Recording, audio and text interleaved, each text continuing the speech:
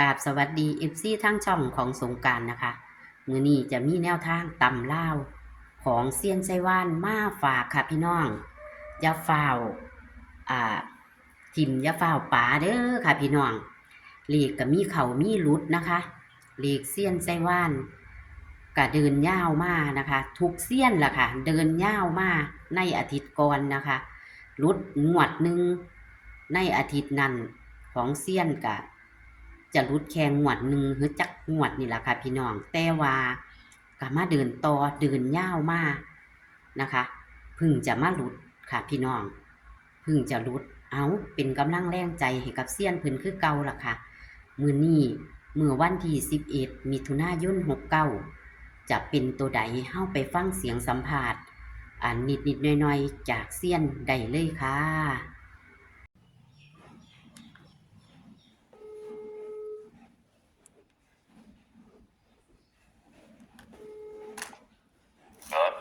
จ้าหวัดดีค่ะ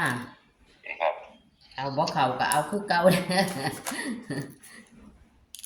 เอ้ยหลีกคือเห็ดคนจังสั่นคือมาแตะตกเก่าแท้นั่นแหละคสี่นที่รับสี่หามาคือเก่าวันนี้แหม่มันแย่เหมือนคนที่หลายแต่ได้มันซื้อดอกนั่นแหละเอ้ยเป็นแนวนี้บ่ต้องไปใส่เลย เราแตะอันเก่าหันกลับคืนมา แรกดีไม่ดีเอาตัวเขาแรก กะจังหวานเดี๋ยวเลขตองหมู่นั่นถ้าเบิ่งเปียงมันสิกลับมาวนเวียนออกคือเก่าน่ะมันใช่ดอกใหญ่นะตัวเลขแนวทางแต่ไอ้เสี้ยนใดก็บ่เข้าแหมโอ้ย เส้นนับเลยใหญ่ กลายเป็นเสี้ยนดับ ผู้ใดก็ว่ามันอันคันว่ามาก็มาน้ำกันเด้เข้าน้ำกันเด้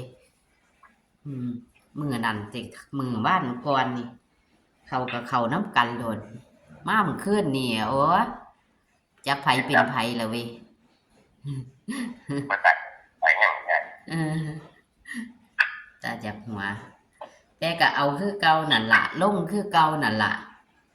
เอาใหญ่มันผ่านแล้วมือมันผ่านที่ไหนมืออยู่แม่นมันออกซุมื้อเว้ยมันผ่านไหมใหญ่จ้าวันพระ อะไรผ่านไม่ไหนมือนี้มันผ่านไม่ได้ดอกมันผ่านวันพระบ่มีหนเดียวคือวันนั้นน่ะ ธรรมดาเพราะฉะนั้นก็บ่เพราะฉะนั้นบ่ต้องยอมแพ้หมดแล้วที่ห้องทำงานที่ทำงานค่ะเบิ่งบ่เบิ่ง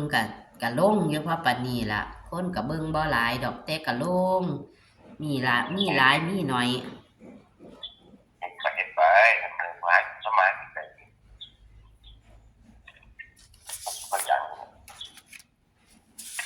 ตั้งของเราหมดค่ะตั้งของไปก่อนตั้งแล้วค่ะตั้งแล้วพร้อมแล้วคันบ่ตั้งก็สิบ่ทันเจ้าเนาะ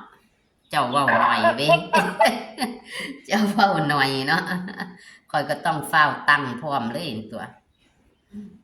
ไม่เอาที่เอาอ้าวจิตนึงเจ็ดจิตนึง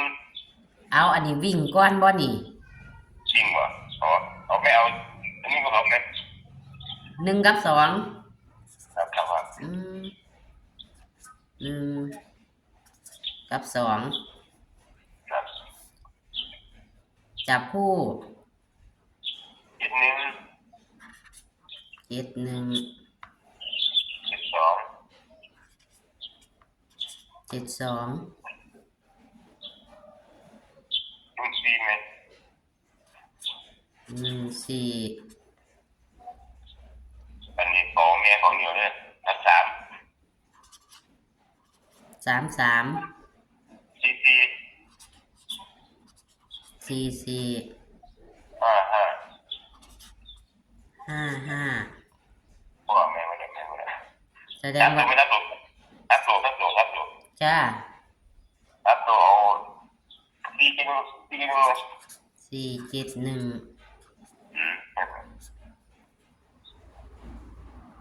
471 ตัวเดียวหางเดียวแขน ครับครับครับ มีแค่6 หางเนาะเลข2 ตัวนี่ ครับครับครับ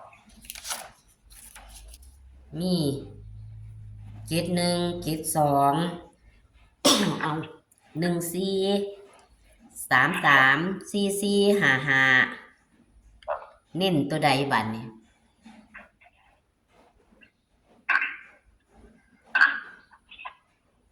กินหนึ่งมันกินหนึ่งแม่กินหนึ่งแม่ อืม มา จ้า เนี่ยกินหนึ่งกินหนึ่ง จ้าเน้นตัวเดียวเท่านี้ ครับครับ อันวิ่งนี่เด้วิ่ง1 กับ 2นี่เน้นตัวใด หนึ่งแม่หนึ่ง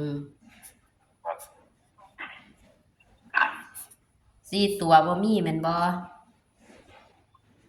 เดี๋ยวอยู่อ่ะ เอาไว้คือเก่าหั่นล่ะก็เทียเพิ่นมักเพิ่นชอบ มื้อใดมันมาก็มื้อนั้นล่ะ เอาสี่แม่ ฮะ สี่กินหนึ่งแม่ 4471ครับครับ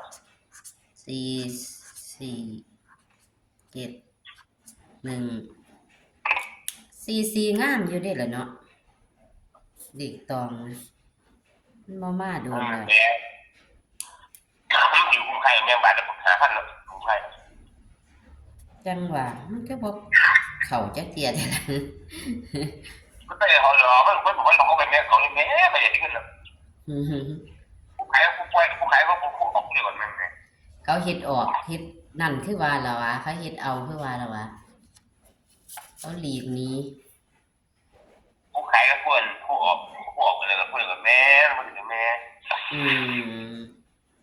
ผู้ออกป่วยเอาเลยมากกับผู้ขายเพื่อนใช้กัน อืม ไม่นะ ค่ะมันก็สิแม่นตัวเขาก็เฮ็ดหาเงินคือกันเนาะ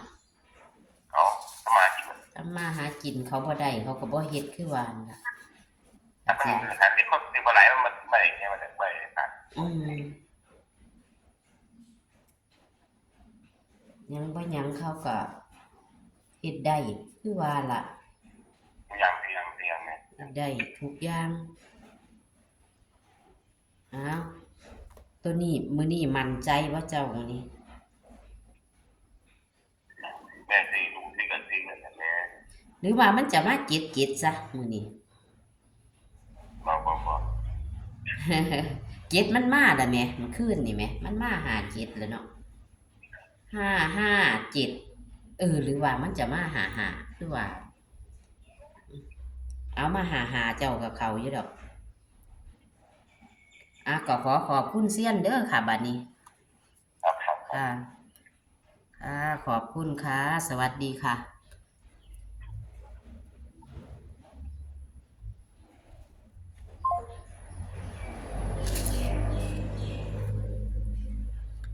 พี่น้องตัวเลขแนวทางของเซียนไส้ว่านขึ้นกับบอกเขาเนาะค่ะหลังจากเดินย่าวมา หลายมือแล้วดิปิ่งเพิ่นเนาะเดินย่าวมาหลายมือในอาทิตย์ก่อนนี่ก็เดินย่าวมาคักอยู่มีรุดก็สิมีรุดเป็นบางมือหนึงจังสิล่ะค่ะก็เข้ามาตลอดเลยเพิ่งจะมารุดอีกเมื่อคืนนี้นะคะแต่มื้อนี้วันที่11มิถุนายน69ตำลาวนะคะเพิ่นก็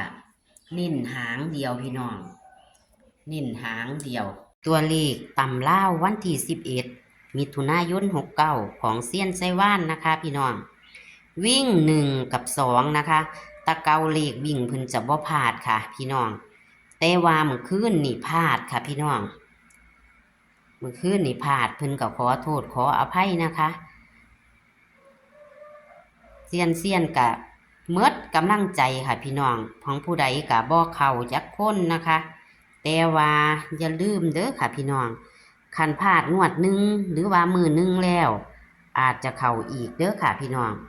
นี่ค่ะแคปหน้าจอค่ะของเซียนไส้ว่านยะทิมยะปาค่ะเลขมีเข่ามีหลุดนะคะ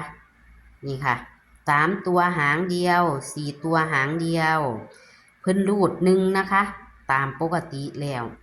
เลขเซียนจะบ่ค่อย อันพิษนะคะพิษงวดเดียวก็อาจจะมาพิษมือหนึ่งก็อาจจะมาอีกเดินต่อนะคะเลข2ตัวก็มี6หางค่ะเน้น71ค่ะพี่น้องเน้น71นะคะ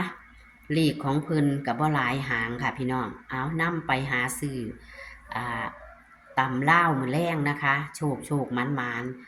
กับเซียนไส้ว่านค่ะสวัสดีค่ะ